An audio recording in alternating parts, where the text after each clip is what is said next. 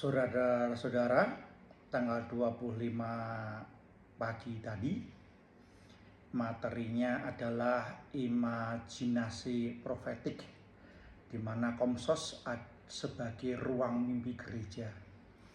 Pemateri itu seorang doktor filsafat Romo Wahwan, Yesuit, yang materinya sangat-sangat berat. Usia yang sudah nyaris 60 ini susah juga untuk menangkap dengan mudah ya.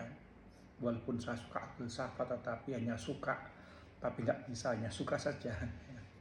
Intinya begini, Komsos itu dipanggil untuk senantiasa juga membuat konten-konten kreatif berdasarkan sebuah imajinasi, kemudian bisa dari fiksi, bisa menjadi fantasi, atau dari pengalaman yang dulu yang dihadirkan kembali, diolah sedemikian rupa, membuat narasi, di mana kemudian narasi itu memunculkan sebuah nilai etis yang layak untuk dilihat dan juga membuat perubahan.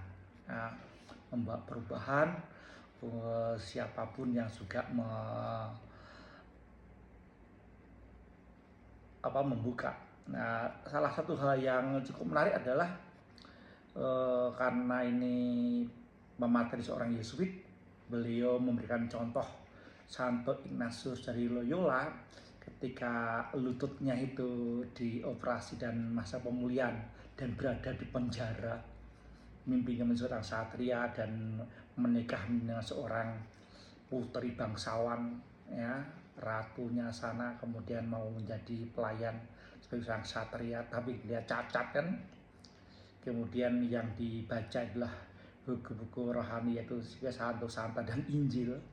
Dan kemudian setelah membaca, kemudian melihat kenyataan, kemudian pindah dengan orientasi baru, kemudian menjadi seorang peziarah ya, penitensi, kemudian mengubah seorang Ignatius Loyola menjadi seorang santo pendiri Yesuit. Ya, luar biasa ini ya. Intinya dari bacaan itu membuat dia berubah, yaitu bacaan kisah Santo Santa dan kisah mengikuti Kristus, kemudian mengubah cara pandang, cara pikir, mengubah hati, mengubah imajinasi, mengubah kehendaknya, dan dia tentu juga dibekali kemampuan setelah intelektual itu mumpuni. Jadi ketika intelektual itu mumpuni dan punya kehendak yang kuat, ketika mendapatkan sesuatu yang baru dan bagus, maka orientasinya juga akan mengubah banyak hal. Dia mengubah wajah umat manusia dengan teladan hidupnya pastinya, bahkan menjadi mimpi banyak orang untuk mengabdikan hidupnya menjadi anggota Yesuit pastinya, selain juga menjadi anggota kongres yang lain yang juga tidak kalah serunya ya. Kita pun juga dipanggil untuk berimajinasi, walaupun berimajinasi, berfantasi atau fiksi ya. Intinya apakah yang dikatakan, yang ditulis, yang diteladani itu mampu memberikan nilai-nilai baru yang membawa perubahan menjadi lebih baik. Nah, ini Komsos di situ ya. Dalam permenungan saya tahu bahwa saya tidak bisa menulis. Maka ketika saya buat konten seperti ini, setidak-tidaknya yang memfollow akun saya, yang juga melewati beranda-beranda, ya siapa tahu tertarik untuk mendengarkan, dan siapa tahu saya juga bisa menawarkan sebuah nilai yang baru yang juga membawa perubahan gitu ya. Duduk dan menung,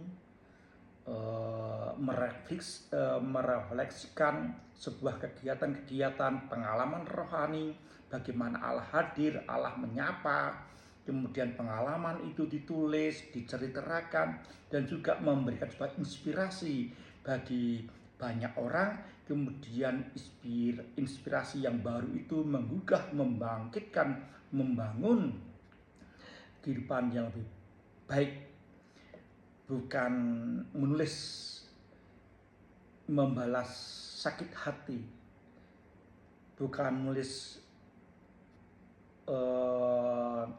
meruntuhkan atau membuat nilai rusak, tetapi membangun sebuah nilai baru, ya.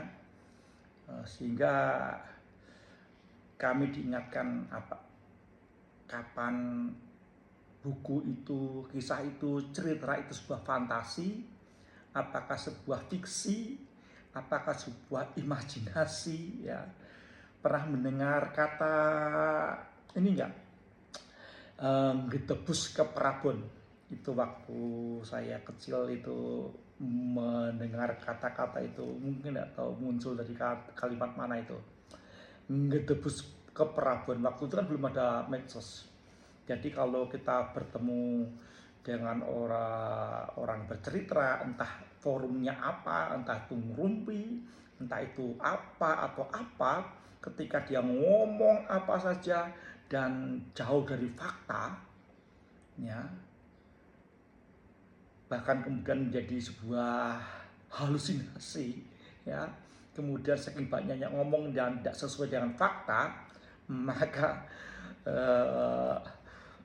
orang tersebut mendapatkan predikat gelar baru, yaitu ngedebus ke Prabon, ya.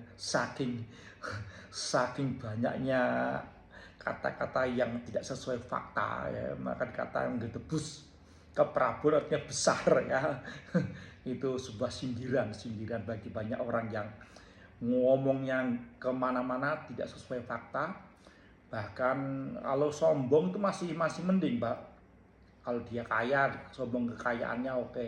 Kalau dia ganteng, sombong dengan kegantengannya. Kalau dia keturunan darah biru, dia sombong dengan darah biru. Nah, ini bukan darah biru, sudah nggak ganteng, nggak cantik, nggak kaya lagi, tapi ngomongnya selangit, nggak sesuai dengan fakta. Maka predikat yang ada adalah ngedebus ke Prabon.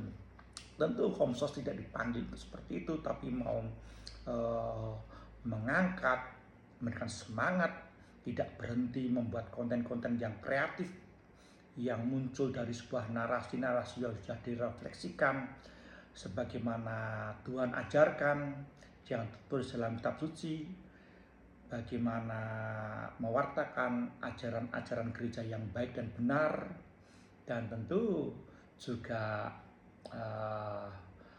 mengajarkan apa-apa yang baik yang telah dilakukan, yang dijamah oleh gereja untuk membuat dunia ini menjadi lebih baik. Sehingga ruang publik dalam konten kreatif di media sosial itu menjadi tempat baru untuk pewartaan, ya. Apakah terima atau tidak, itu menjadi refleksi tersendiri. Setiap hari ada hujan, ada panas. Tidak setiap orang itu menerima hujan, menerima panas. Bagi yang memerlukan panas ya akan dibiarkan, bagi yang memerlukan mereka pakai payung, ya kan. Bagi orang yang mau hujan ya dibiarkan, tapi kalau nggak mau terima hujan nggak pakai jas hujan. Tuhan memberikan panas dan hujan, manusia pun juga bisa memilih kapan mau menerima hujan, kapan menerima panas. Dan apakah dia punya kemampuan untuk melindungi itu semua. Ini berbuat baik tiada henti, tiada lelah, seperti Tuhan memberikan sinar matahari dan hujan pada semua orang. Itu juga konten kreatif yang dibangun oleh Komsos itu mestinya juga akan mencerminkan itu.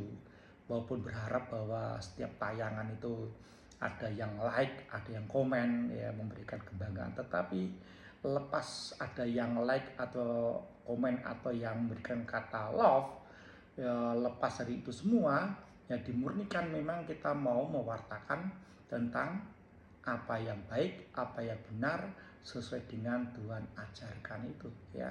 Tentu konten-konten kreatif itu adalah bagaimana caranya. Ibaratnya begini, kita makanan sehat berimbang itu, ya, ada karbo, ada protein, ada serat, ada buah, dan ada sebagian mineral. Tapi bagaimana mengolah soto ini, soto sana, soto masing-masing punya rasa ya, masing-masing punya pangsa pasar. Bagaimana konten kreatif itu menembus pangsa pasar, sehingga entah konten kreatif isinya tentang ajaran Yesus dengan segala kebenaran, di dalamnya ada keselamatan. Kemudian ada pangsa pasarnya, siapa yang mau disesah, apakah untuk lansia, anak muda, anak-anak, untuk keluarganya sendiri, untuk teman-temannya, untuk followernya, ataupun mungkin untuk siapa saja yang lewat, boleh-boleh saja. Tapi sekali lagi harus menawarkan nilai-nilai etis yang baik dan benar untuk membangun. Itu kurang lebih yang saya pahami hari ini. Tentu kalimat-kalimatnya cukup berat. Saya tidak berani menyebutkan kata utopia, progresif. Susah saya untuk menyebutkan kata-kata itu. Mulut saya, lidah saya itu seperti terjegal di sana, tidak bisa mengatakan secara benar kalimat-kalimat indah itu ya. Baik, itu kira-kira isi dari pertemuan selama 4 jam, dari jam 8 sampai jam setengah 1, dipotong minum setengah jam. Nah itu luar biasa. Bentar lagi akan mulai sesi lagi ya. Bertahan, matanya harus tetap, walaupun otaknya sudah mulai tidak lagi ada space, tapi harus bertahan ya. Sejauh mana kuat ya, dikuat-kuatin ya.